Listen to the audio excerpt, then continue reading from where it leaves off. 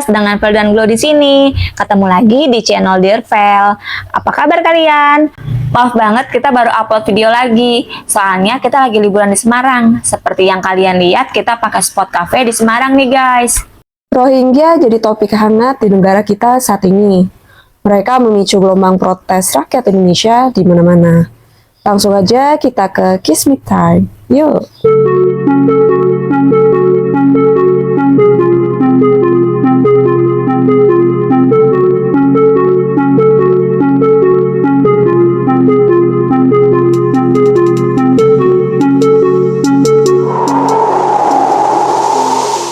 Siapakah orang-orang Rohingya?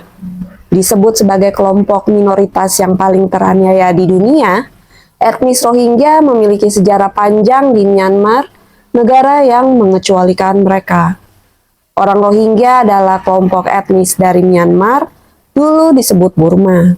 Sebagian besar tinggal di negara bagian Rakhine di pantai barat Myanmar. Myanmar adalah negara yang mayoritas penduduknya beragama Buddha. Namun sebagian besar penduduk Rohingya beragama Islam, meskipun sebagian kecil beragama Hindu. Etnis minoritas dianggap sebagai minoritas yang paling teraniaya di dunia oleh PBB.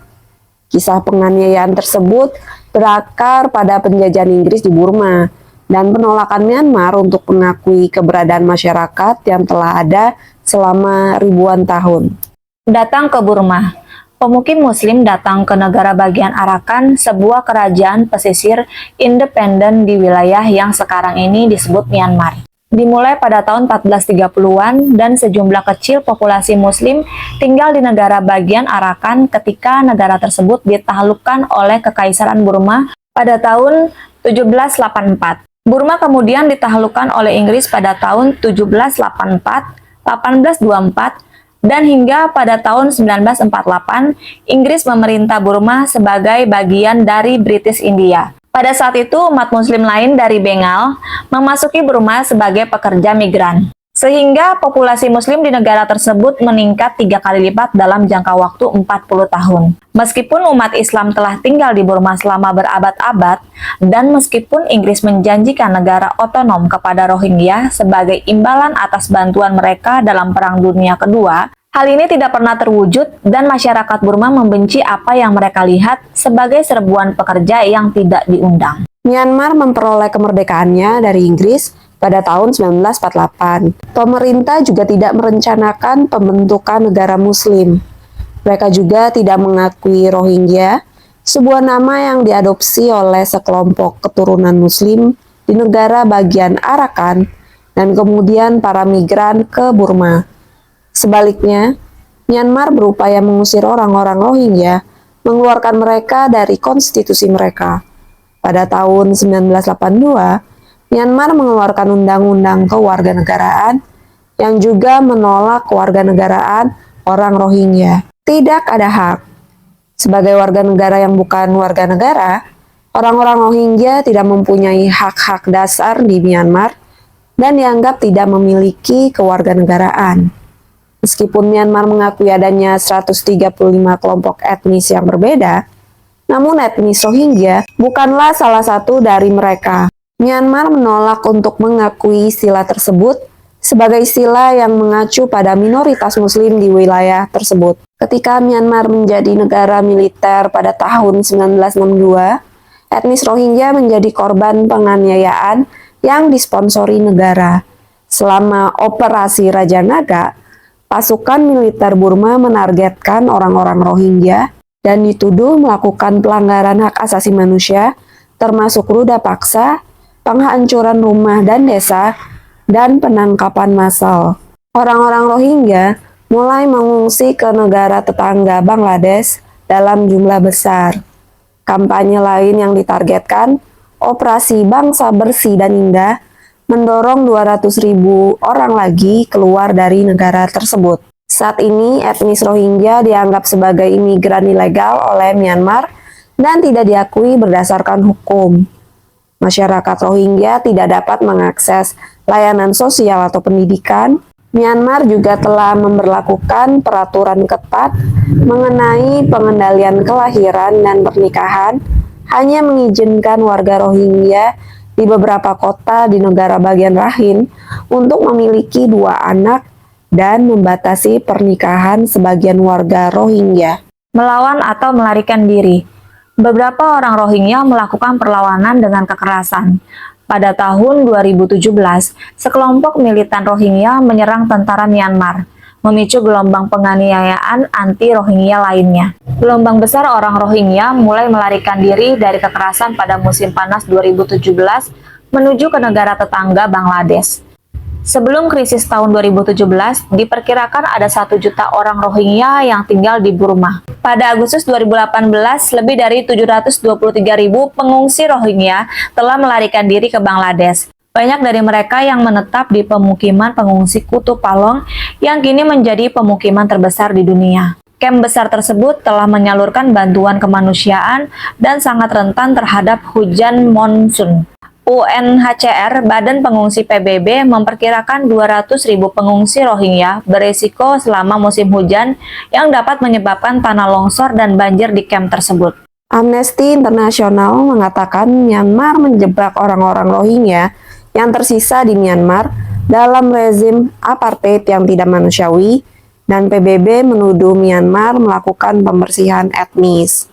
Apakah Indonesia satu-satunya tempat Rohingya mencari perlindungan? Laporan UNHCR per 31 Oktober 2023 menunjukkan 1.296.525 pengungsi Rohingya yang mencari perlindungan tersebar ke sejumlah negara. Bangladesh menjadi negara paling banyak menampung, yaitu 967.842 orang. Diikuti dengan Malaysia 157.731, Thailand 91.339, India 78.731, dan terakhir Indonesia 882. Meskipun jumlah yang masuk ke Aceh Indonesia sedikit, tapi dalam 1 pekan terakhir, gelombang pengungsi Rohingya mengalami peningkatan lebih dari 100% dengan jumlah sekitar 1.000 orang. Direktur Arakan Project, Lembaga Advokasi HAM Rohingya, Chris Lewa, menilai Indonesia bukanlah negara tujuan bagi pengungsi Rohingya dalam mencari perlindungan. Namun Indonesia menjadi tempat transit karena tidak bisa mendarat di Malaysia atau tidak bisa sampai ke Malaysia. Kasus-kasus pengungsi Rohingya yang kabur di Aceh menguatkan pernyataan ini. Pengungsi Rohingya yang berada di Malaysia mengatakan kepada BBC bahwa ia berani membayar 20 juta rupiah untuk mengirim saudara dari Aceh ke Malaysia. Secara umum, komunitas Rohingya di Malaysia juga lebih banyak dan mereka bisa bekerja walaupun secara gelap. Namun belakangan ini, situasi keamanan makin memburuk di kamp Cox's Bazar membuat pengungsi Rohingya memprioritaskan mencari keselamatan. Indonesia pun mereka harapkan bisa menjadi tempat perlindungan. Sementara itu, pemerintah Malaysia menyatakan tidak lagi menerima pengungsi Rohingya dalam beberapa tahun terakhir dan ditegaskan kembali pada tahun 2020 lalu. Di sisi lain, jumlah pengungsi internal Rohingya di Myanmar sejauh ini sebanyak 2 juta jiwa dan kembali ke negara itu dari pengungsian negara lain sebanyak 89.402 jiwa. Mengapa gelombang pengungsi Rohingya semakin banyak ke Indonesia? Menurut perwakilan UNHCR untuk Indonesia, An Maiman, ada 2 faktor yang kemungkinan akan mendorong gelombang pengungsi ke Indonesia. Pertama, konflik di Myanmar makin buruk.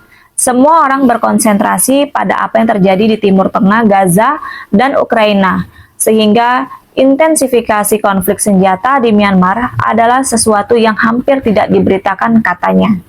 Kedua, keamanan di kamp-kamp pengungsian Rohingya di Cox's Bazar, Bangladesh semakin memburuk. Penculikan, pemerasan, pembunuhan, penembakan, dan serangan. Para pengungsi tidak cukup terlindungi di Cox's Bazar, ada peningkatan dalam insiden-insiden tersebut. Mengapa warga Aceh menolak Rohingya? Gelombang pengungsi Rohingya yang terus berdatangan ke Aceh dan mendapat penolakan sebagian warga di sejumlah wilayah. Aswani, berusia 65 tahun, mengaku sebagai perwakilan warga di Kabupaten Pidi, mengklaim warga menolak karena keberadaan pengungsi Rohingya melanggar norma-norma yang telah disepakati. Kedua, masuk mereka ke sini tanpa konfirmasi dengan pihak setempat. Jangankan dengan kami desa, dengan Mustika atau aparatur desa pun tidak pernah dibicarakan. Oleh karenanya, kami tidak dianggap pemerintah di Kecamatan Padang Tiji ini, sehingga kami menolak, kata Aswani. Sementara perwakilan warga lainnya, Teku Musli mengatakan, kami atas nama kemanusiaan, dia, Rohingya, orang Islam, sudah kami terima. Sekarang sudah cukup kami menerima. Kepala Desa Lapang Barat di Kabupaten Biren, Muhtar Yusuf, menolak pengungsi dengan alasan tidak ada tempat yang mendukung para pengungsi di wilayahnya. Bukan masalah logistik, tapi masalah tempat. Ini kan tempat orang-orang nelayan aktivitas. Saya rasa mengganggu. Perwakilan UNHCR di Indonesia, Anne Maiman, menyebut pengungsi Rohingya sebagai orang Palestina di Asia. Pihaknya mengakui ada ketegangan yang terjadi di lapangan. Kami menjelaskan alasan mengapa orang-orang melarikan diri. Mereka bukan penjahat. Mereka adalah orang-orang yang tidak memiliki kewarganegaraan, kata Anne. Selain itu, kata Anne, sebagai orang Palestina di Asia, Rohingya tidak cukup mendapat perhatian yang serupa dengan korban konflik di Gaza. Inilah masalahnya. Semua orang memalingkan muka dan menyebut mereka sebagai penjahat, yang sama sekali tidak benar, katanya. Sikap pemerintah Indonesia. Presiden Republik Indonesia Joko Widodo menyebut ada dugaan kuat aksi sindikat tindak pidana perdagangan orang pada arus pengungsi Rohingya yang masuk wilayah Indonesia. Hal itu diungkapkan Jokowi melalui video yang dirilis Sekretariat Presiden pada Jumat 8 Desember 2023. Saya memperoleh laporan mengenai pengungsi Rohingya yang semakin banyak yang masuk ke wilayah Indonesia, terutama Provinsi Aceh. Terdapat dugaan kuat ada keterlibatan jaringan tindak pidana perdagangan orang dalam arus pengungsian ini. Pemerintah Indonesia akan menindak tegas pelaku TPPO dan bantuan kemanusiaan sementara kepada pengungsi akan diberikan dengan mengutamakan kepentingan masyarakat lokal. Pemerintah Indonesia akan terus berkoordinasi dengan organisasi internasional untuk menangani masalah ini.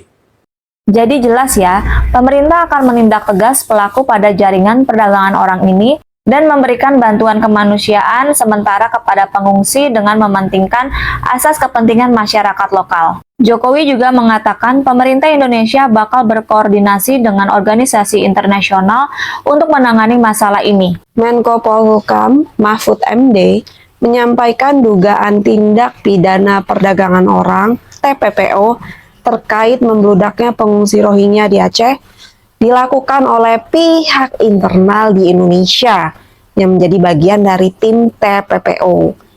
Iya, itu hasil rapat yang saya pimpin bersama beberapa kementerian.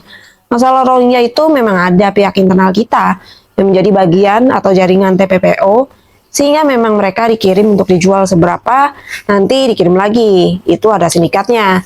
Mahfud menuturkan, dugaan TPPO itu kini tengah ditangani Polri. Pihaknya akan berfokus pada persoalan sosial politiknya.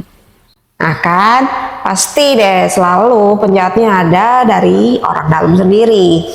Pemerintah Indonesia mencatat jumlah pengungsi Rohingya hingga saat ini mencapai 1.400-an orang dan diperkirakan akan terus bertambah lantaran gelombang pengungsi terus berdatangan. Mereka ditempatkan di penampungan sementara di Aceh, Medan, dan Pekanbaru. Adapun penampungan sementara di Pekanbaru dan Medan katanya sudah penuh dan kehabisan dana. Itu mengapa pemerintah akan mencari solusi, salah satunya mengembalikan mereka ke negara asal. Mahfud juga menyinggung bahwa Indonesia sebenarnya tidak ikut menandatangani konvensi PBB tentang pengungsi, sehingga pemerintah bisa saja menolak mereka. Lebih lanjut, dia mengatakan sampai saat ini belum ada rencana pemberian pulau untuk menjadi tempat mengungsi pengungsi Rohingya. Mahfud mengatakan ada yang tak setuju bila pengungsi Rohingya diungsikan di satu pulau. Ya kali Pak, kayaknya hampir semua rakyat Indonesia nggak setuju deh kalau kita main dikasih aja ke orang asing. Apakah sikap pemerintah sudah tepat? Peneliti ASEAN dari Badan Riset Inovasi Nasional, Adriana Elizabeth, mendukung langkah pemerintah yang ingin memulangkan pengungsi Rohingya ke negara asal. Sebab kalau dibiarkan menurutnya akan memicu masalah keamanan nasional. Apalagi dalam waktu dekat Indonesia akan menggelar pemilu sehingga dikhawatirkan keberadaan pengungsi tersebut bakal menambah beban aparat keamanan dan memecah konsentrasi. Oke Velas, kita doain aja semua upaya pemerintah Indonesia membuahkan hasil yang baik. Sekian rangkuman krisis Rohingya. Makasih udah mampir di kita. Jangan lupa di like, komen, dan subscribe. Bye-bye!